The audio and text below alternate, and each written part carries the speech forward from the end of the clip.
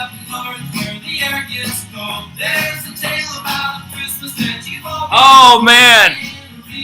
I can't stop singing, dancing, doing all the things I loved as the commissioner of this beloved league. Back in the head chair, although I'm a little lower than Red here at the moment. We've got to behind me here, we got the tree with the little angel up top, the Wells thing for any gifts you guys want to send, and of course, a great painting from up in Malone, New York. And now what's long overdue, Mr. Commissioner. Wow. A full regular season has come and gone in the Fantasy League. It's gone rockier than I think most would have ever imagined. Sorry, I'm coming out hard here. You've taken advice from Ric Spice. You have allowed third parties to get involved with Luke. And you've even hired a secretary assistant or a replacement secretary in Peter Wells to take over for Luke without letting him know. Can you give me a little bit on your thought process with all of that? Oh, and good to have you, by the way. Well, yeah, first of all, Merry Christmas to you and everyone watching. Yeah. My thought process is feeling it out. It's first year, and there's going to be some growing pains. I know you call them controversies. I call them growing pains. Yeah. Blown out of proportion by some.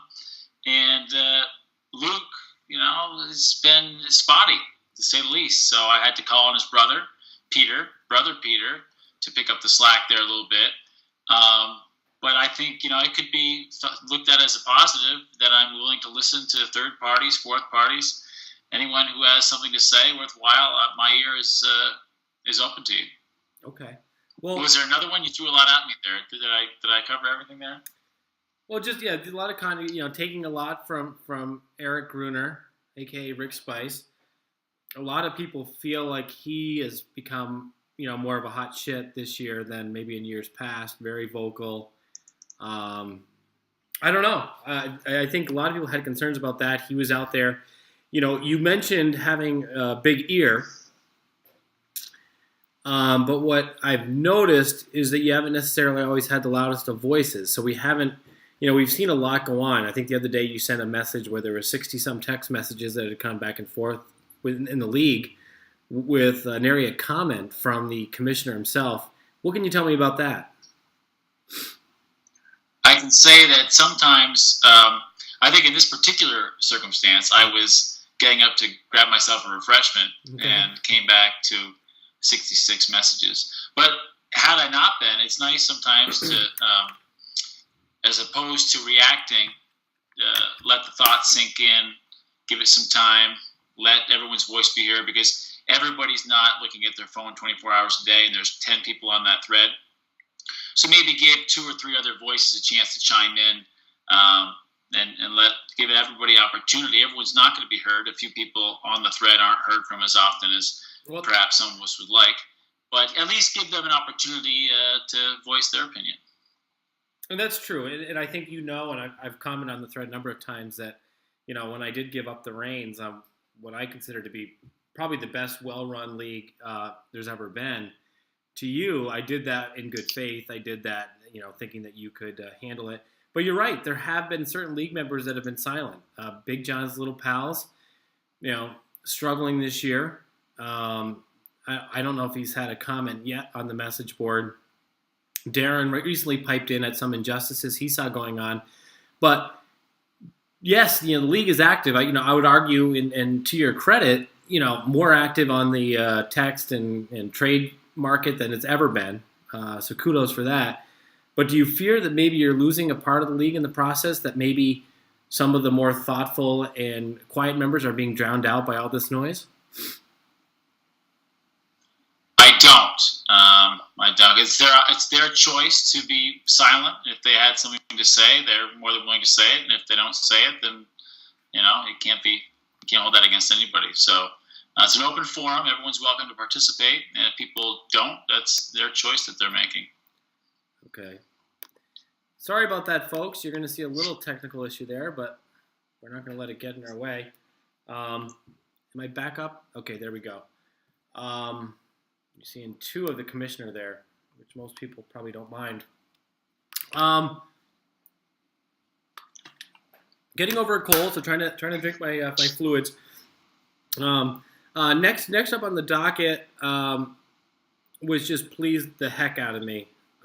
You talk about Christmas in December. The winter meetings, a lot of commitment. Patrick with a newborn at home and another child. Sean with a young child at home. All these people committing to a 2 or 3 day getaway from family and other distractions to improve the league. This is another area where you've been kind of quiet. What can you tell the league about that? Are you not interested in a group gathering? Well, I did tell yourself, I believe, on a conference call with Sean O'Neill that this isn't something that I will be participating in this year.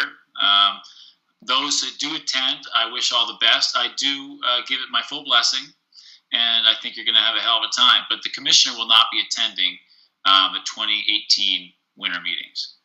What does that say to the league? From your perspective, what do you think? What do you think that tells the league? That he won't be there. It's what it tells him. No access to the commissioner during the meetings when potential league changes are going down. Is that what you're saying? Well, league changes won't be down until they're sanctioned, but give you the opportunity to discuss things amongst yourselves. Owners in the NFL have a lot of meetings without the commissioner present, and so not terribly dissimilar, I wouldn't think. Yes, but winter meetings historically in sports have had each league represented at those meetings for the good of the league. And yes, you are a commissioner, but you're also a league member. So that would be where my concern would lie. I appreciate the concerns, and in future years, perhaps my attendance, I will be in attendance, but not this coming year. Okay. And that's fine. I just hope that regardless of who can or cannot be there in person, that everyone will check in at some point so that we're actually getting something accomplished and not just throwing away our hard-earned dollar to basically sit on our butts and not be able to make any positive change. Let's move on to the next, probably the biggest controversy in the league. I have mixed feelings on it, to be honest with you. I mean, I like the aspect that people are still engaged. People are having the opportunity. We've talked about in the past increasing franchise players' price after a certain number of years. Having these trades in the postseason when teams are out of it is kind of allowing people to build up a budget, maybe get a player that's injured for their team in the future. So on that level, I do like that trades are still a possibility at this point. But my concern lies in the fact that it does kind of feel like a free-for-all. You're basically throwing money at something for a team that looks totally different than the team that you got to the playoffs in order to secure a championship. Where do you stand on that? Yeah, I appreciate that thought. I tend to think that a deadline is needed because I agree with you that the teams in the championship don't look like the teams that they had in large part throughout the course of the year. So I'd like to implement a deadline the week after Thanksgiving, give people an opportunity around the turkey to discuss maybe some possible trades, and then the week after would be the deadline. That's kind of what I'm thinking right now. So ideally, because obviously depending on the year, Thanksgiving falls at a different time. Ideally, you would like to have that trade deadline come prior to the playoffs. So whether that be a week or two before, does that matter, or is it really just going to be prior to the playoffs? Yeah. I think it'd be like the first week in December is what I'm thinking. Give people enough time, because I think before we've had it toward the end of November, give people one more week. It is fun to have more action, more transactions going on, but I think we've taken it a little far this year. It's nice for an experiment, see how it works out, but I do think we've taken it a little far. But we'll look at it at the end of the season and see what we come up with. Yeah, I mean, the action, the commentary, the back and forth has been tremendous, and something I was never able to get going as commissioner of this fine league. So for that, I do commend you for it. Yeah, I mean, I'm just looking at just the number of transactions in the last week, and it's quite astonishing. Let's move on to the championship. There, we all started this league with different expectations, but there are 2 teams remaining. And I may point out that within the context of the rules, these 2 teams have been the smartest, best, and so on. So despite what we may think about the current system, these guys played it better than anybody. And it's a big reason why they're both standing here today. Just so people know, when we're recording this right now, Horned Frogs are up 17-7 on Team Irrelevance. Ravens defense has put up 17. And Justin Tucker has put up 17 for Team Irrelevance. Kamish, do you have the kind of the head-to-head matchup in front of you, or do you not? I do. Okay. So ESPN right now has a projected victor of the Arizona Horned Frogs by about 18 points. Let's just kind of go down the list if you're cool with it, and just see where you have the advantage. Let's start at quarterback. Last week, Cam Newton, who I think was the highest scoring quarterback in the league. He faces Tampa Bay, who has been very poor against the pass this year, against Phillip Rivers facing your New York Jets. How do you see the quarterbacks in this championship matchup? I see Cam Newton being very hot. I'm not a fan of Cam Newton, never have been, but I give Newton the edge here. Rivers has been hot too, but I don't trust him. He's never been a guy that I've seen produce when it really counts. All you have to do is look at his throwing motion. It's ugly. It's sin. It's terrible. So it's hard enough to root for a guy that throws the ball like that. And although he's been hot, Newton's the better quarterback in this matchup. I give the edge to Badr, quarterback position. We're going to lump by position. So next up, we'll go running backs. Ezekiel, again, a player acquired by trade by Badr. And Todd Gurley, who was just unbelievable last week. I imagine they're your pick here, but LaShawn McCoy and Melvin Gordon on the other side. What are your thoughts from the running back position? This is pretty close to a split here. McCoy and Gordon, I think, are 5 and 6. Right at the position, and Gurley's 1. The wild card is Elliott coming back from suspension. Will he be able to produce the way he was prior to going out? If he does, the edge goes to Badr. If he doesn't, the edge goes to Eric Gruner. The unknown is what he was doing down in Mexico. I give it to Rick because of the unknown. I give it to Rick because there's no unknown 5 and 6. I like the running back a slight edge to Team Irrelevance with McCoy and Gordon. They don't have to deal with any question marks of anyone coming back from a month off. Yeah, and Gurley, you never know. Coming off such a huge game like last week, maybe you have a little bit of a letdown this week, traveling to Tennessee, East Coast game, 1 o'clock. So I hear you there. Elliott, like I said, depends what he was doing down in Mexico. Was he on a boat? Was he just out there having fun? I don't know. But it looked like he was working out, so we'll see. We'll jump down to the receivers. Keenan Allen has had a tremendous year. Sterling Shepard recently engaged. And then you have Douglas Baldwin, who I must admit is a player that came from my team, and Thomas for New Orleans. What are your thoughts here on the receivers? I like Irrelevance receivers. Baldwin, to me, is the opposite of Phillip Rivers. He's a guy that always comes up big in the big time, making big plays. He's an exciting play waiting to happen. And Thomas is a big-time threat for Drew Brees. So I like the wide receivers for Eric Gruner a lot more. I give him a big edge in the receiver category. Keenan Allen I've never liked, really. And Sterling and the Giants. Sterling Shepard's a good player, but the Giants have been piss poor at best. And so definite strong edge here for Rick. Wow. Wide receiver. Okay. Okay, that's good. So I don't know. You mentioned the Giants. Ingram, obviously, for Rick here against Greg Olsen at the tight end position. You anti-Ingram here, or you like his spot against Arizona? I like Ingram, but Olsen.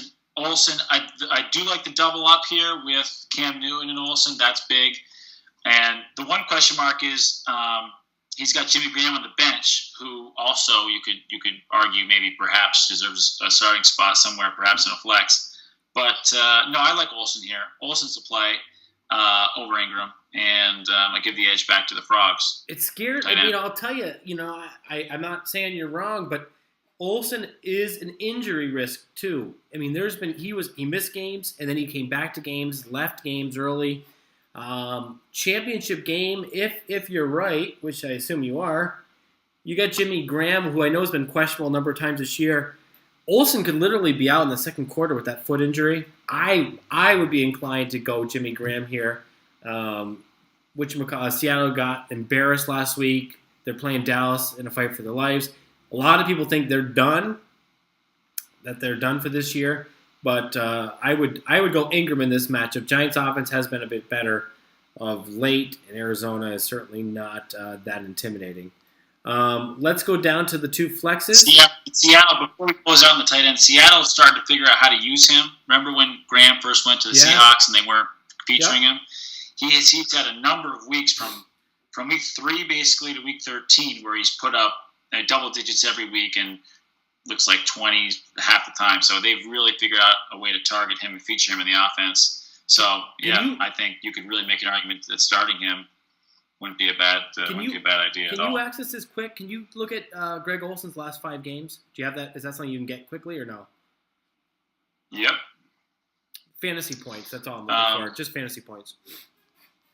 Well, 28.6, 9 catches for 116 yards and a touchdown last week. Great. He didn't play. 2 points, and then 0, 0, 0, 0. He hasn't played. So he really only has one big game. Okay. He only has stats in 3.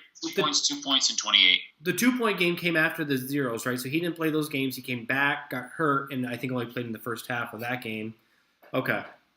So, yeah, I mean, obviously I like Greg Olsen when healthy, and maybe he's back and better than ever. But that would just be my big concern. And a lot of owners love that quarterback to receiver, in this case, quarterback to tight end. A lot of owners really like to have that. So that might be what's tipping the scales for Badr, Newton to Olsen.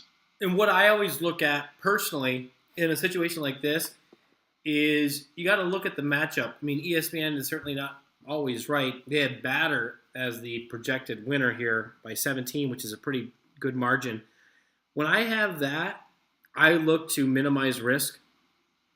Where in Ric's case, I think you have to throw a few more chances out there. With Badr, get 10 points from your tight end. You've got the other players in place and secure the victory. Greg Olsen goes out with 2 points, you're screwed. So I kind of look at it that way, to your point. And we'll see. We'll see by the time tomorrow comes around what he ends up doing. Moving on, we've got Crabtree and Murray and Dion Lewis and Carlos Hyde. Any feelings on the flex positions here?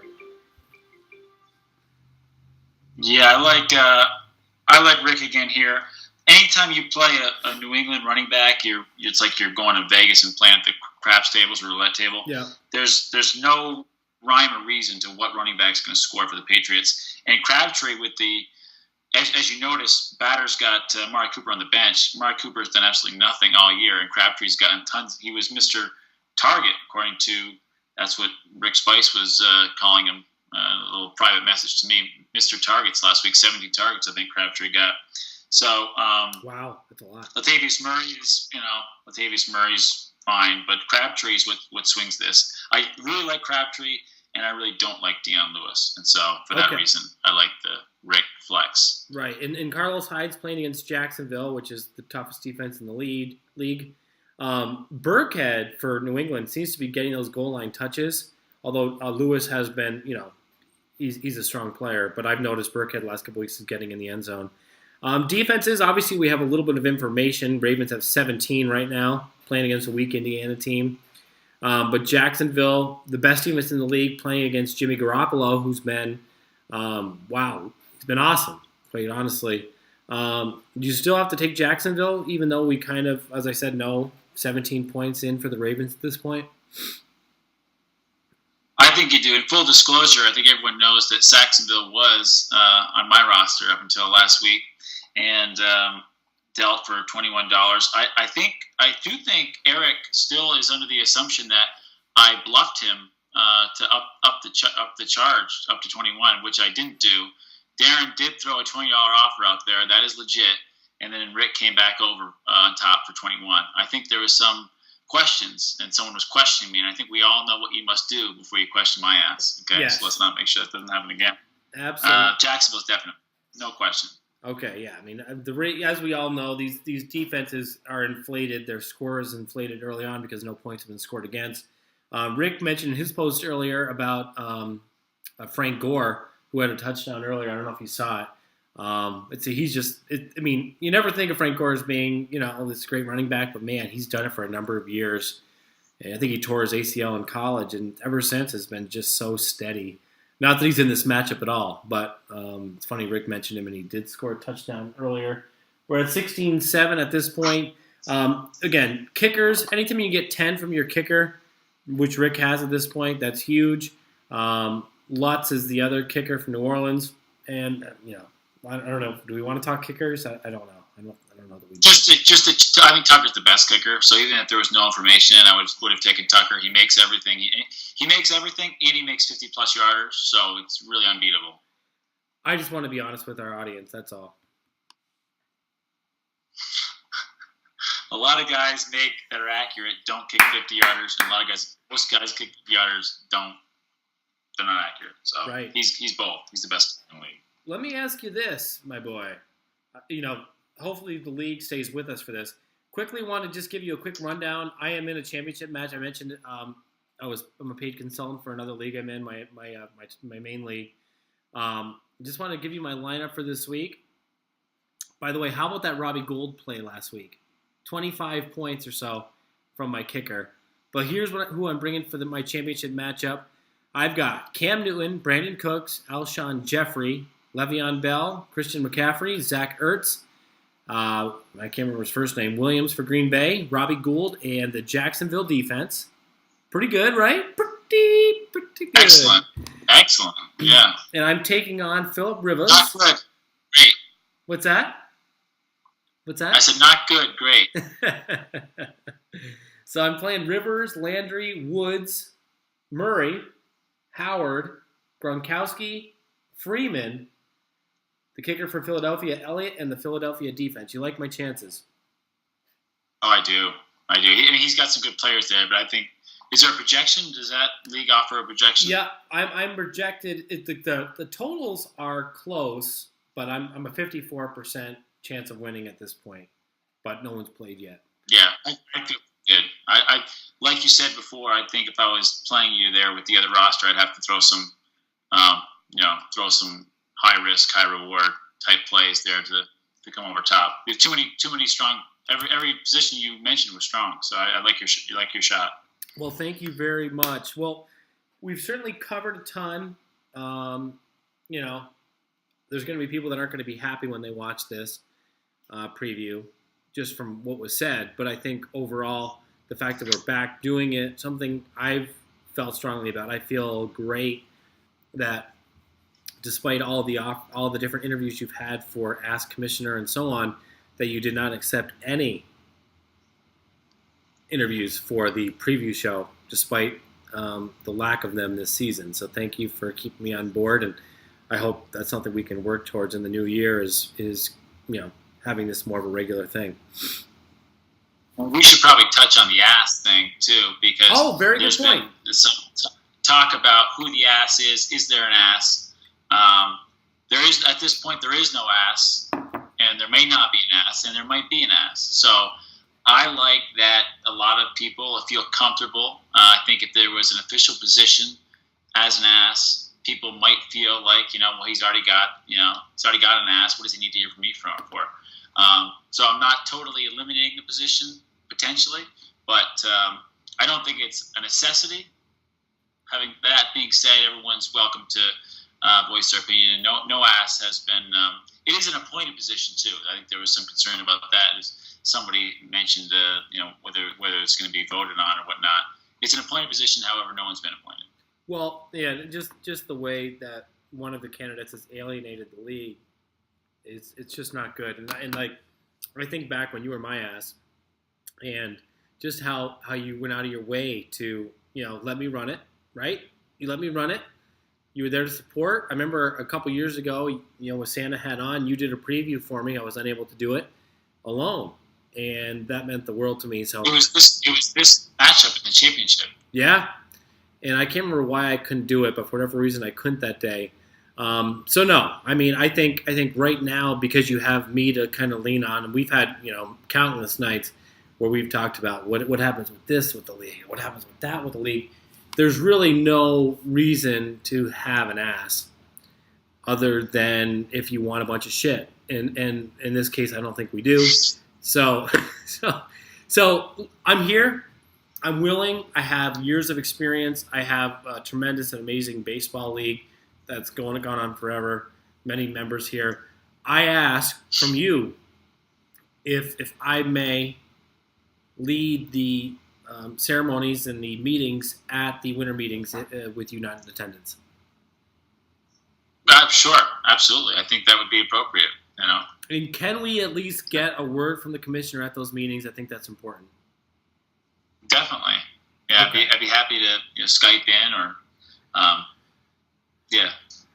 whatever the social media application happens to be. But another thing we need to touch on briefly is a certain member of the league or pseudo-member of the league, half-member of the league, secretary of the league, has been very adamant about scrambling up the divisions, and I think most people are okay with that happening.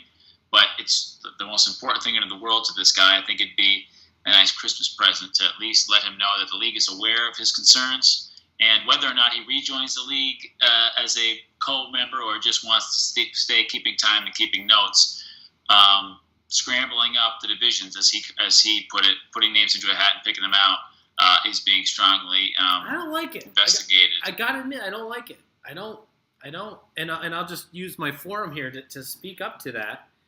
Let me pull up the standings here real quick. So I don't know who you're referring to, and there's no reason for you to say. But I did sort of say by saying the league secretary. Oh, I'm sorry, I missed that. But if you look, that's fine. If you just want to switch up who we play each year, but let's take a look here. You have 3 teams with a winning record in one division, 3 teams with a winning record in the other division.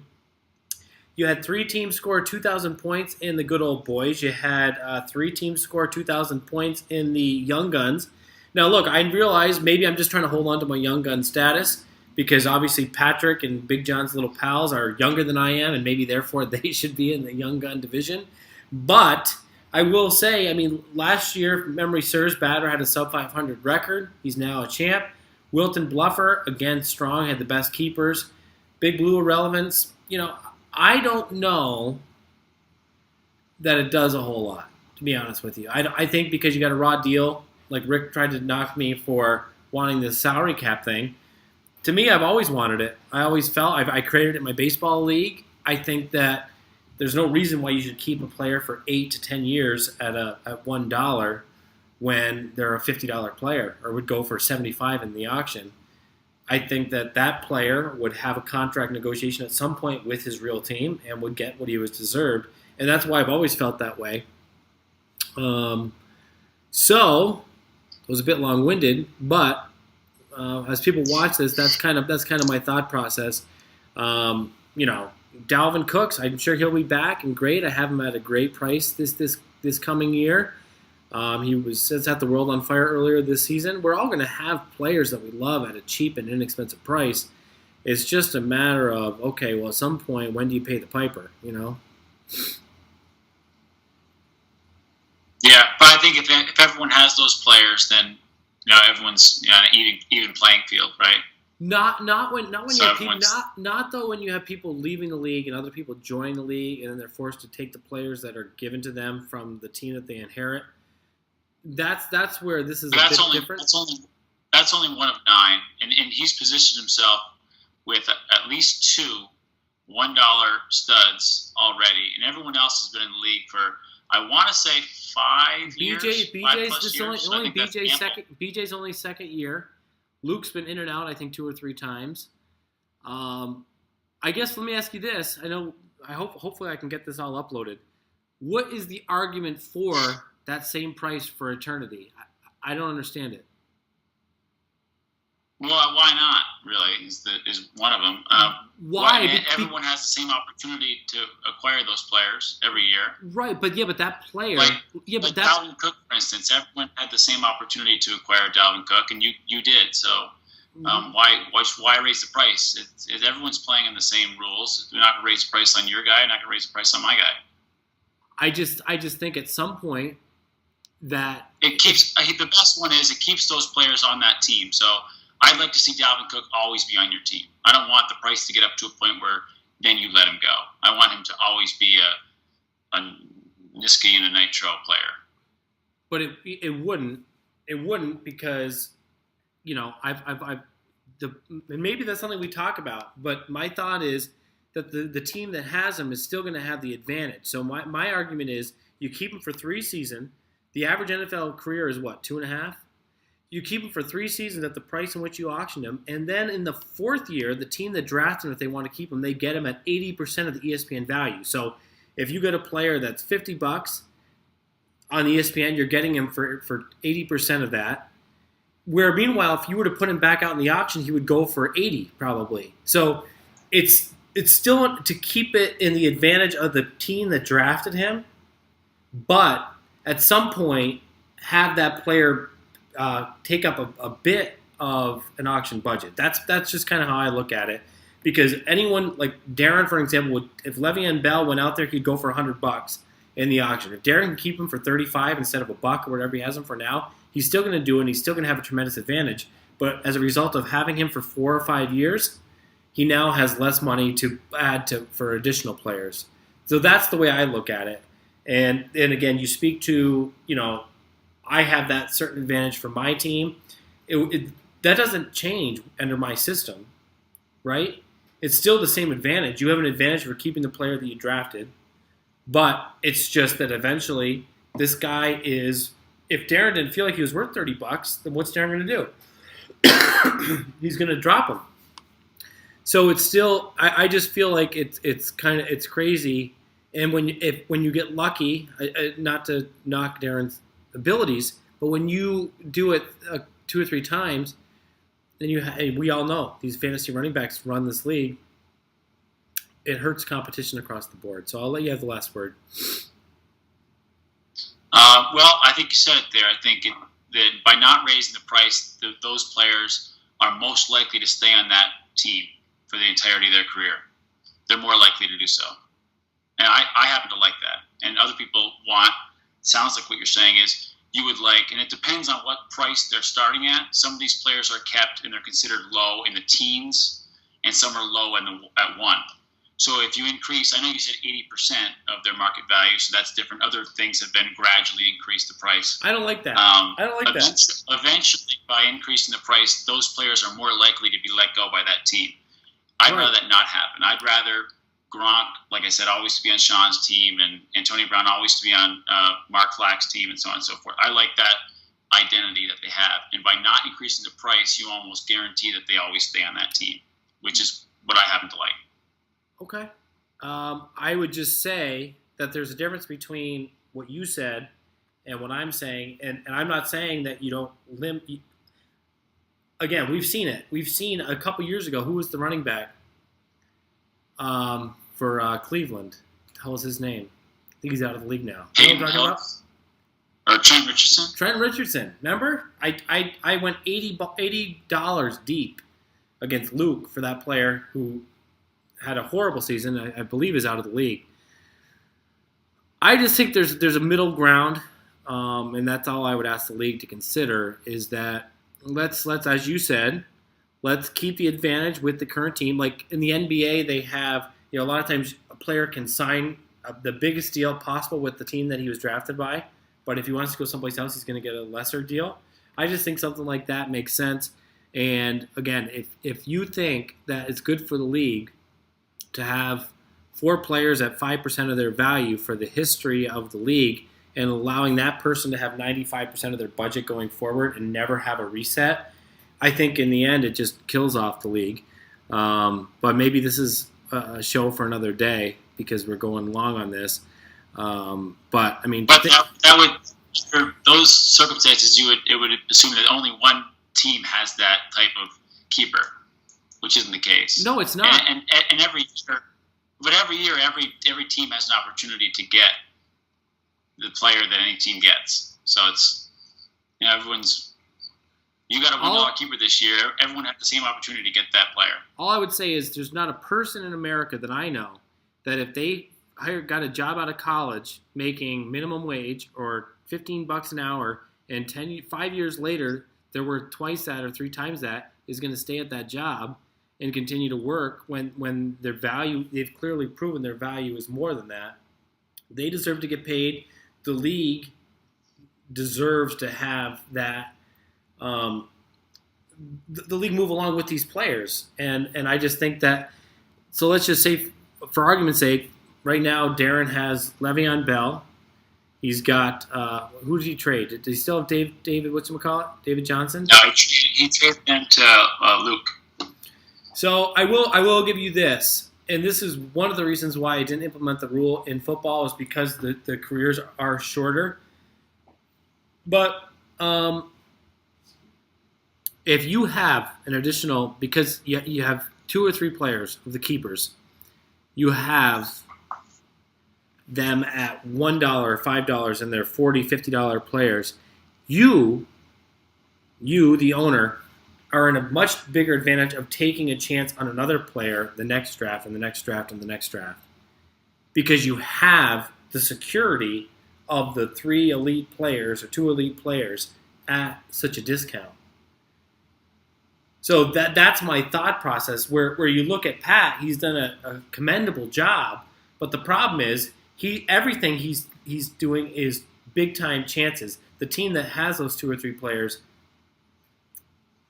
it doesn't matter. So they actually are in an easier, better position to do it going forward. But at any rate, that's something we can figure out. There is no perfect system, but I think that I don't even know if I'm in the league. Am I still in the league or what? You tell me. Well, Rick said I was out, the ass himself. So. Well, Rick is not the ass. So if it's your roster, if you want to keep that roster, that's your roster. As far as I'm concerned. Can I sell it? Yeah, if you can find a buyer, sure. So the highest bidder.